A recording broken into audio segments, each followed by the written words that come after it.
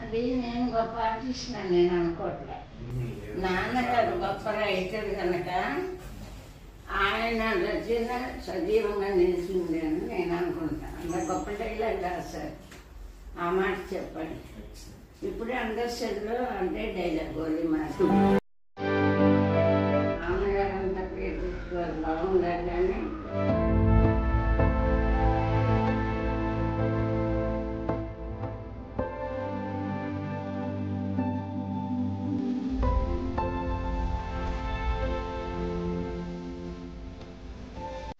ఇంట్లో గొప్ప వ్యక్తి డబ్బులు ఎవరైనా సంపాదిస్తారు కానీ మంచి మనసున్న వాళ్ళని సంపాదించలేదు. మీరు ఎంతో పుణ్యవంతులమ్మా.